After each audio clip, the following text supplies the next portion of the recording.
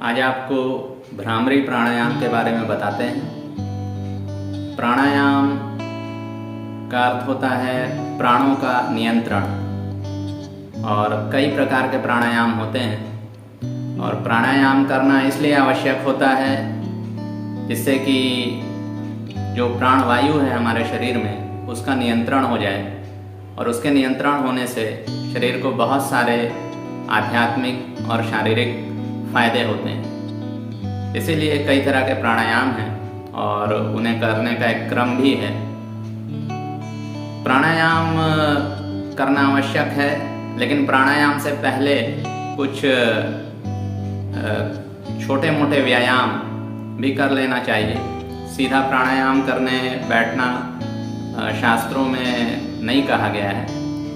तो प्राणायाम से पहले कुछ पवन मुक्त क्रियाएं, जिनसे शरीर में, अगर हमारे जोड़ों में और शरीर के दूसरे अंगों में जहाँ जहाँ वायु की समस्या है या वायु रुकी हुई है, तो वो सारी चीज़ें, और जहाँ जहाँ जो दूसरे टॉक्सिन्स हैं वो जहाँ जहाँ जाम हो गए हैं, उन सारे टॉक्सिन्स को प्रवाहित करने और निकालने के लिए कुछ छोटे मोटे आसन, जैसे कंधों से जुड़े हुए या कलाइयों से जुड़े हुए, जैसे कि इस तरह के कुछ आसन हैं, या इस तरह के आसन हैं, या कमर से जुड़े हुए आसन हैं। तो ये कुछ छोटे मोटे आसन करने के उपरांत ही प्राणायाम करने बैठना चाहिए। और प्राणायाम करने के उपरांत कुछ जप भी कर लेना चाहिए। किसी मंत्र का, कोई मंत्र हो, कोई भगवान का नाम हो, उसका जप भी कर लेना चाहिए। तो उससे आध्यात्मिक लाभ और ज़्यादा मिलते हैं। तो ये बातें हैं, लेकिन केवल भ्रामरी प्राणायाम मैं आपको इसलिए बता रहा हूँ क्योंकि भ्रामरी प्राणायाम, जैसे हम देखते हैं कि बाकी हमारे जो अंग हैं उन्हें हम हिला के उनका आसन कर लेते हैं, उनकी कसरत कर लेते हैं। जैसे पेट है तो पेट को हिला के उसका आसन हो जाता है, गले को भी हिला के उसका आसन हो जाता है। लेकिन जो हमारा मस्तिष्क है, जो हमारा मन है, दिमाग है, इसके लिए इसे हिलाया नहीं जा सकता।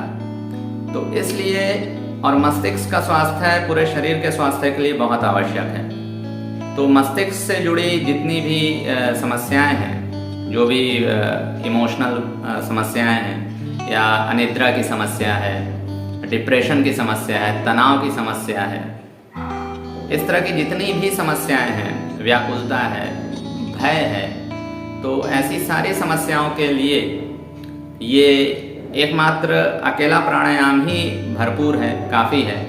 जिन लोगों को रात को नींद नहीं आती, जिनको तनाव बहुत होता है, और जिन्हें अनिद्रा की भी शिकायत है, ऐसे सभी लोगों को भ्रामरी प्राणायाम कम से कम 7 से 8 बार जरूर करना चाहिए, सुबह और शाम।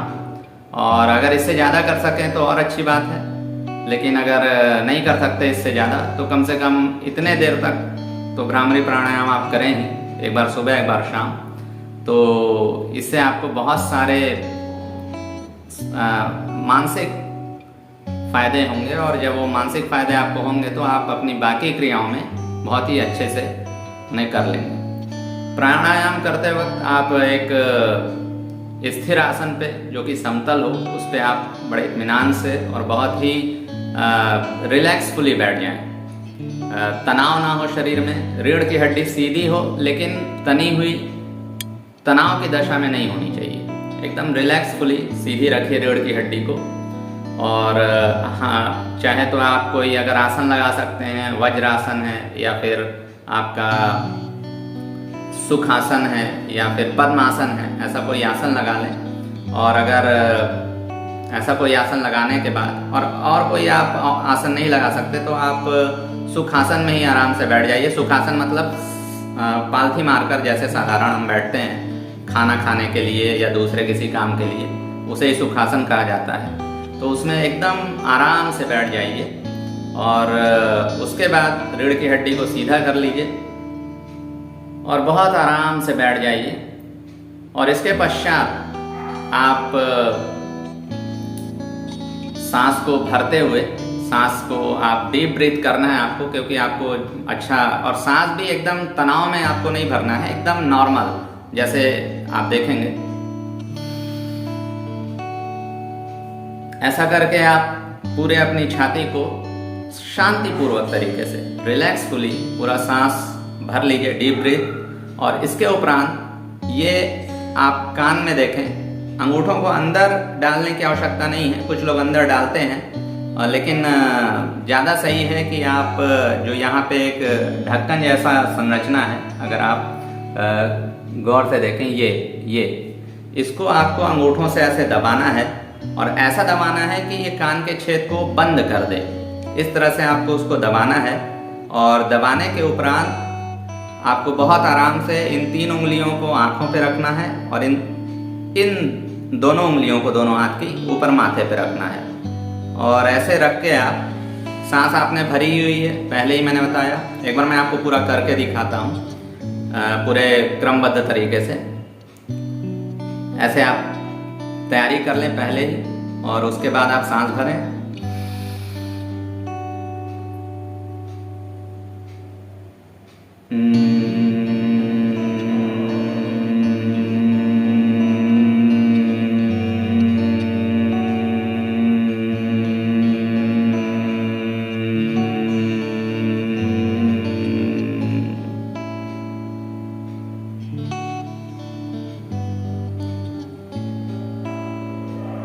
आपको ऐसे कम से कम 7-8 बार करने के उपरांत ही ये हाथ हटाना है। और चूंकि मुझे आपको बताना है इसलिए मैंने अभी ये हटा लिया, लेकिन आपको जब आप करेंगे तो 5-6 बार, 7 बार, 8 बार करने के उपरांत ही आप ऐसे हटाएं। और ये भ्रामरी प्राणायाम है, और इसका नाम भ्रामरी इसलिए है क्योंकि भंवरे की जैसी आवाज़ इसमें हम निकालते हैं। और आप जब इसे करेंगे तो आप पाएंगे कि इतना अच्छा कंपन होता है, और वो पूरे मस्तिष्क में जो भी आपका, चाहे वो पिट्यूटरी ग्लैंड है, चाहे पीनियल ग्लैंड है, चाहे हाइपोथैलेमस है, ये ब्रेन के वो पार्ट हैं जो कि पूरे सारे इस तरह की निद्रा, व्याकुलता, चिंता, तनाव, डिप्रेशन, इस सारी अवस्थाओं को इन्हीं भागों द्वारा कंट्रोल किया जाता है। तो ये जो कंपन होता है भ्रामरी प्राणायाम में, इससे काफ़ी आराम मिलता है। और आप करके भी इसको देखें अगर अभी, तो आप पाएंगे कि आपको कितना ज़्यादा आराम मिला। और जब आप ये अंगूठे से इस दोनों ढक्कन जो आपके यहाँ दिख रहा है, आप गौर करें, ये इसको जब आप बंद करते हैं तो आपको अपने रक्त के प्रवाह का भी अनुभव अपने अंगूठों के द्वारा यहाँ होगा। तो ये भ्रामरी प्राणायाम है, और इसको आप 7-8 बार करें सुबह, 7-8 बार करें शाम को, तो आपको अनिद्रा, बेचैनी, व्याकुलता, क्रोध, मतलब दिमागी तौर पे जितनी भी इस तरह की समस्याएं हैं, इन सब से आपको राहत मिल जाएगी। मैं एक बार और करता हूँ, आप उसे ध्यान से देखेंगे। इसको बंद किया, आंख पे जो उंगलियां रखनी है और माथे पे वो आपको रिलैक्सफुली रखनी है, लेकिन जो कान का ढक्कन आपको बंद करना है, ये आपको थोड़ा सा अच्छे से बंद करना है कि बंद हो जाए।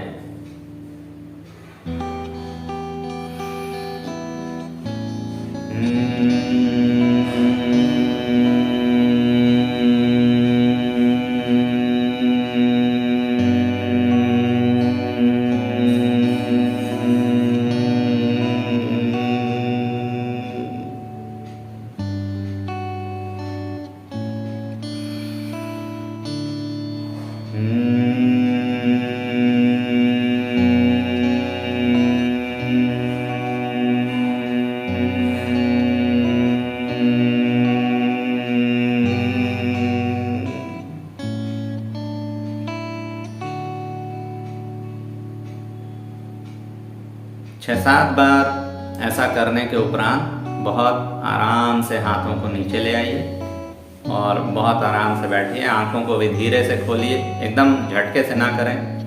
प्राणायाम करते वक्त कुछ भी आप झटके से ना करें। तो ये था भ्रामरी प्राणायाम, और इसे आप करें अवश्य। और जो भी आपकी दिमाग से संबंधित जो भी समस्याएं हैं, मानसिक समस्याएं हैं, यहाँ तक कि जो हमारे शरीर की एक बायोलॉजिकल क्लॉक होती है, जो कि शरीर की सारी जो एक रिदम है, जिसे सर्कैडियन रिदम कहा जाता है, जिसके जो हमारे शरीर की जो भी फिजिकल, मेंटल, बिहेवियरल जो भी एक्टिविटीज़ हैं वो एक रिदम में चलती हैं। मतलब एक रिदम में हम उठते हैं, एक रिदम का पालन पूरा शरीर करता है। रात को नींद एक निश्चित समय पे अपने आप आ जाती है, प्रातःकाल हम उठ जाते हैं, एक समय पे भूख लग जाती है। तो ये सारी चीज़ें एक रिदम में चलती हैं और इस पूरे रिदम को सर्कैडियन रिदम कहा जाता है। और इस रिदम को जो हमारी एक शरीर में जैविक घड़ी है, जिसे बायोलॉजिकल क्लॉक कहते हैं, वो कंट्रोल करती है। तो ये सर्कैडियन रिदम का भी जो डिस्टरबेंस होता है शरीर में, वो भी बहुत सारे रोग पैदा करता है। और तो इस सर्कैडियन रिदम का भी जो डिस्टरबेंस है, उसे भी ये भ्रामरी प्राणायाम बहुत संतुलित कर देता है। तो ये बहुत अच्छा प्राणायाम है और आप इसे अवश्य करें।